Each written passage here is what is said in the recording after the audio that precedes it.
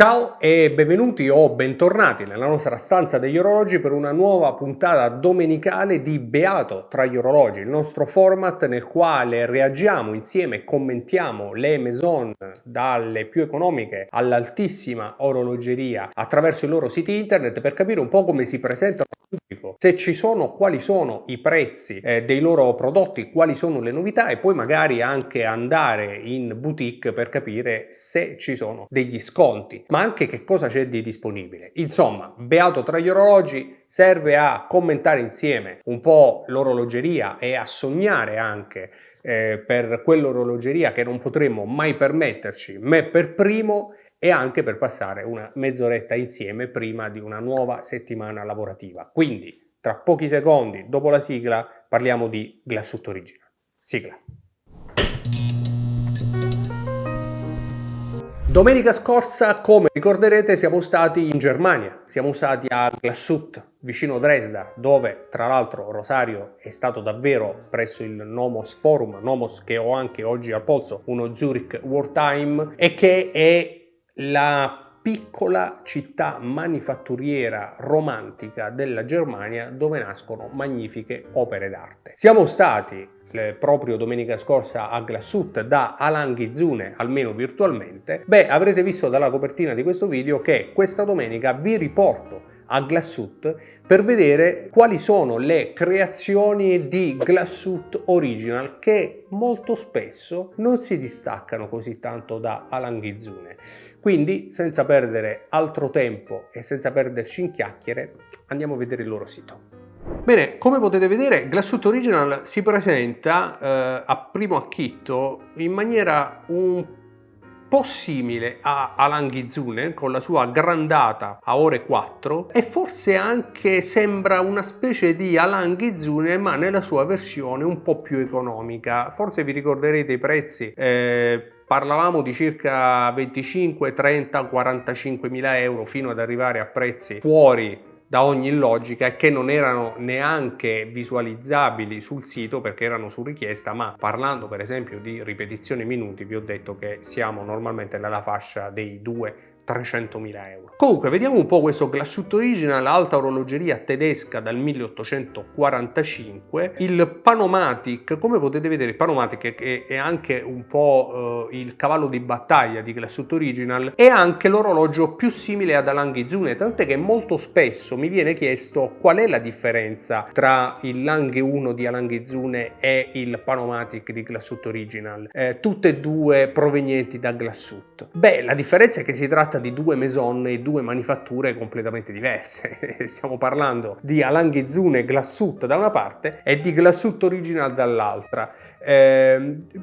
A Glassut nasce l'orologeria tedesca, Nomos per esempio è Nomos Glassut, quindi Glassut è la città, è la cittadina tedesca dove nascono queste manifatture e praticamente tutte loro hanno anche Glassut al loro interno, che è un po' patrimonio e orgoglio dell'orologeria tedesca, quindi niente di strano, è assolutamente una cosa comprensibile.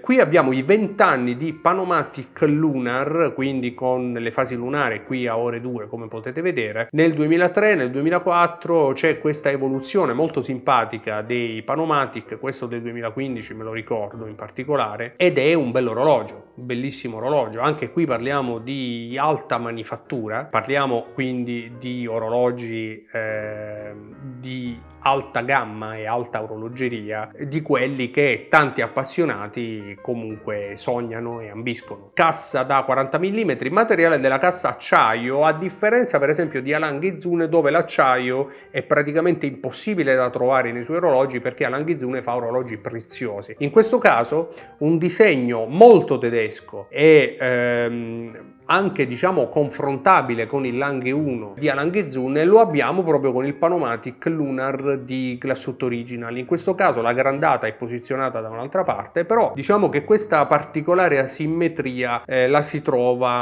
ritrova anche in Glassut Original, con una cassa in acciaio da 40 mm, il che dovrebbe anche rendere questo orologio molto più abbordabile. Non vedo i prezzi, però se noi clicchiamo su più informazioni cerchiamo anche di capire se riusciamo a vedere qual è la cifra richiesta, ma non vedo nulla e probabilmente non la troveremo mai. Probabilmente non c'è.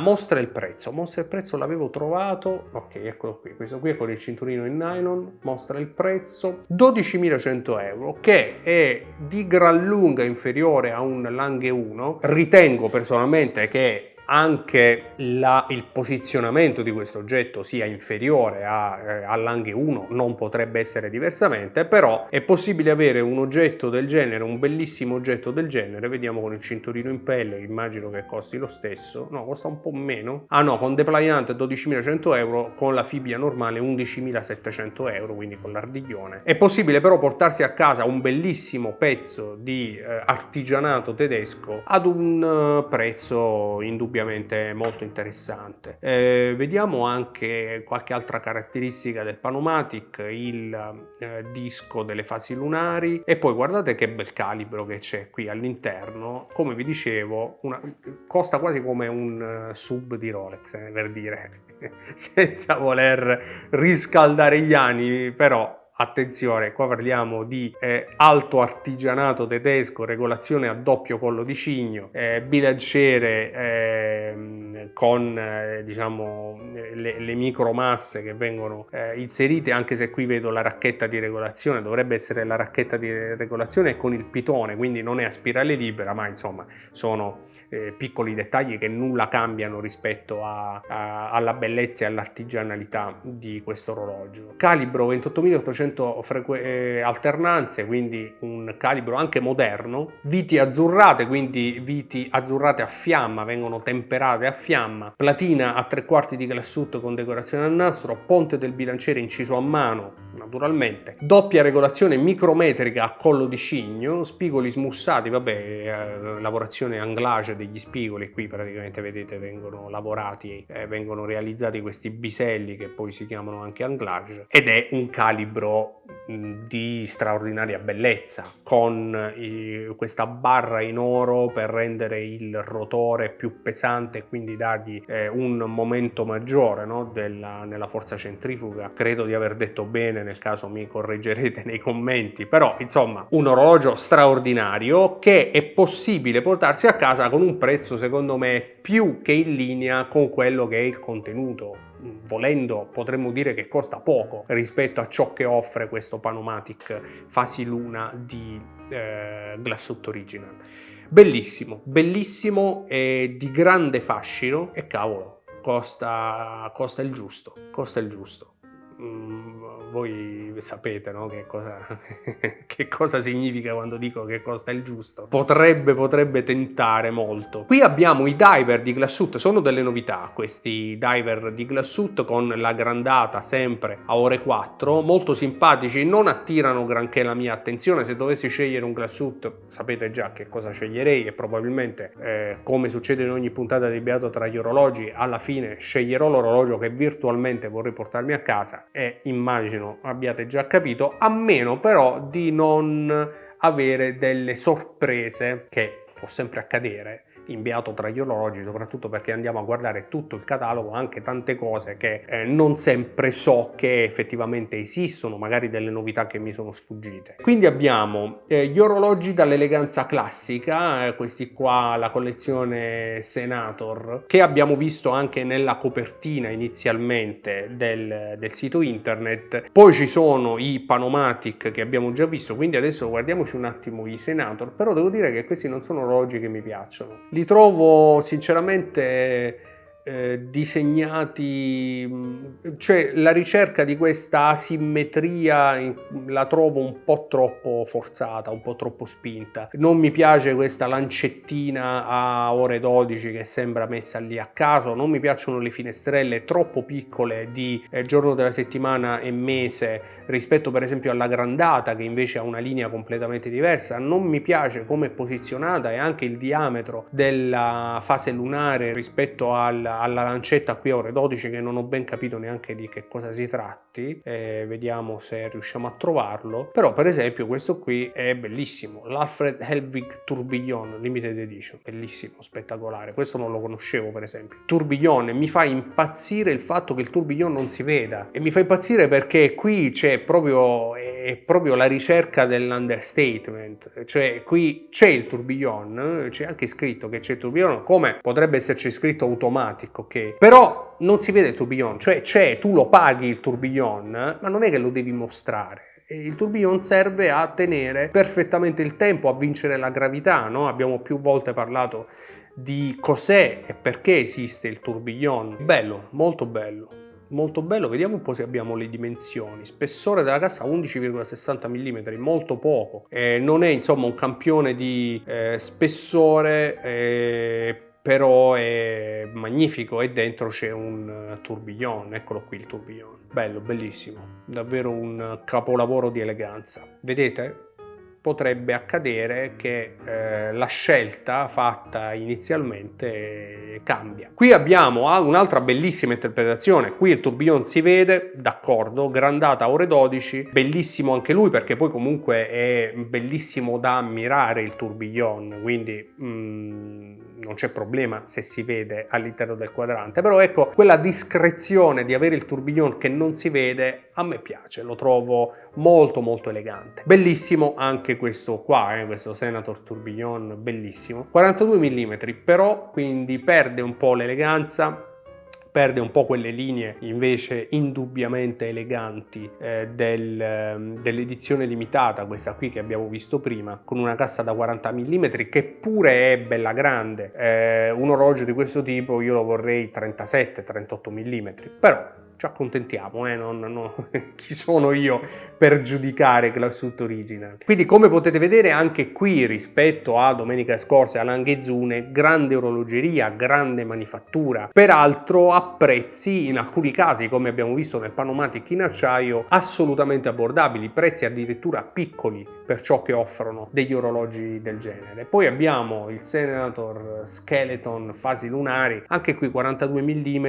indubbiamente un po' troppo, forse anche figlio di una certa moda che tendeva ad ingrandire i diametri fino a un paio d'anni fa, però orologi magnifici. Qui passiamo a 44 mm, ecco qui per esempio riprendiamo quel disegno forse un po' troppo confusionario che non mi era piaciuto neanche all'inizio. Qui poi abbiamo i Perpetual Calendar che abbiamo visto prima, quindi questa deve essere l'indicazione dell'anno, va bene.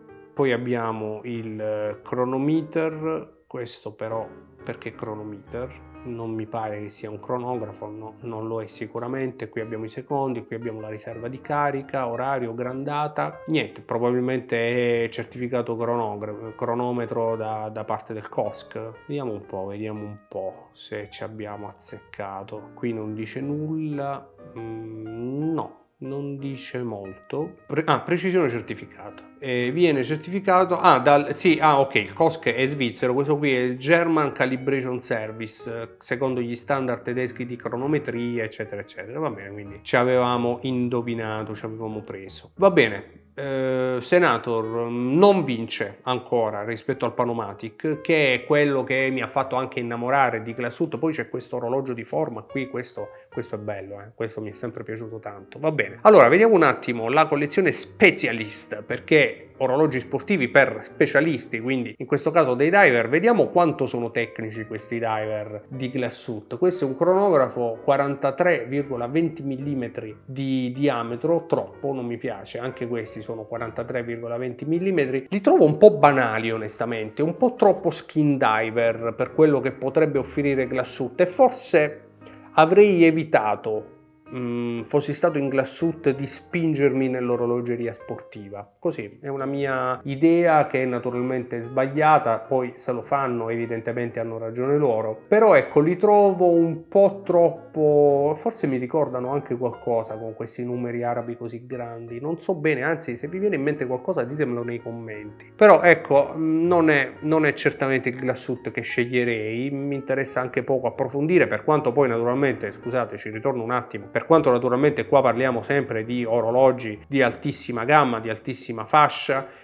movimenti di manifattura come gli altri Glassut. Vediamo anche se c'è il prezzo, così giusto per capire, anche se questo è oro rosso, quindi di sicuro costerà tanti soldi, parecchi soldi, 28.200 euro, però ecco, anche qui parliamo di altissima orologeria. Eccolo qua, questo è il nostro movimento automatico, regolazione a collo di cigno. Ok, quindi va bene, è un diver, ma in realtà si sta comprando un diver di alta orologeria. E poi abbiamo, va bene, orologi femminili che credo interessino a pochi, ma comunque bellissimi oggetti di estrema eleganza per le donne che amano l'orologeria e magari amano l'alta orologeria che viene interpretata da queste maison, da Glassut in questo caso, anche con pietre preziose, materiali preziosi, come può essere per esempio la madreperla, i diamanti, l'oro, quindi di sicuro tanta scelta per le donne, che non è neppure da tutte le maison, assolutamente, ma quello che volevo farvi vedere è la collezione vintage delle forme anni 60 e 70, ci dice qui Glassut, di questi orologi di forma per l'appunto. Orologi di forma si intendono quegli orologi che sono orologi che non hanno la forma tonda. Cioè, quando si dice orologio di forma si intende un orologio che ha una cassa quadrata, rettangolare, ottagonale, ma non rotonda. In questo caso abbiamo questo bellissimo orologio quadrato, queste colorazioni che non conoscevo, 40 mm di diametro. Io conoscevo la classica, questa qui con quadrante verde, però ricordo anche con un quadrante scuro, un quadrante antracite tipo questo qua. Molto anni 60, indubbiamente, molto carini, molto simpatici. Questo qui per esempio è un Glassut molto vintage, molto semplice, un po' naif se vogliamo. In acciaio dovrebbe costare poco, vediamo, 7.600 euro, indubbiamente costa poco per un orologio dai grandi contenuti, dal grande fascino, dalla grande storia. Quindi sinceramente è uno di quegli orologi che potrei consigliare a chi vuole qualcosa di esclusivo, di bello, di particolare, a un prezzo assolutamente giusto. E sto scoprendo che Glassut offre tante belle cose a prezzi assolutamente corretti, a quei prezzi che piacciono agli appassionati. Ora, questo qui mi fa impazzire, in tutta onestà non lo conoscevo e mi piace tantissimo, mi piace tanto il contrasto di questo quadrante tipicamente anni 60 e 70 con questo colore pastello un po' beige, molto molto anni 60. Bello, veramente bello, cinturino in gomma che lo rende, che va ancora di più a contrasto con quello che è l'orologio. Mi piace tanto. Vediamo un po', acciaio, 16.000 euro, non sono pochi, ma è pur sempre un cronografo, ed è un cronografo, adesso vediamo il movimento, ma un cronografo di altissima gamma, come Glassut Original ci ha abituati e lo sappiamo, insomma, non c'è assolutamente nulla da dire. Un orologio, vediamo un po' se abbiamo il calibro 3702, platina 3 quadranti di Glassut con decorazione a nastro, parti in acciaio lucide, angoli ad anglage lucidati e viti lucide azzurrate. Bellissimo anche questo qui, con questo colore che in tanti chiamerebbero Tiffany, ma pastello, molto anni 60. Bello, bellissimo, mi piace tanto questo con il cinturino in gomma. E questo qui mi mette seriamente in difficoltà, arrivati al termine direi di questa carrellata, di questa reaction a Glassut Original, mi mette seriamente in difficoltà per capire che cosa mi piacerebbe portare a casa, perché da un lato abbiamo il Panomatic, che però forse è un po' troppo Alan Ghizune, almeno secondo il mio punto di vista, e allora io, se proprio devo scegliere, scelgo un Glassut Original che viene dal passato e scelgo proprio questo qui, scelgo proprio la collezione Panorama Date, e questo qui è fantastico, quasi quasi. No, io voglio questo qui, il 60s, 70s, il 70s Chronograph Panorama Date. Lo voglio così, lo voglio bracciale, cinturino in gomma e questo bellissimo quadrante che fa tanto sognare. Grandata, cronografo, riserva di carica, questo dovrebbe essere anche il mese, probabilmente sì. Bello, bello. Questo 16.000 euro, spero con un po' di sconto. Credo proprio che si tratti del Glassut Original che porterei a casa molto volentieri.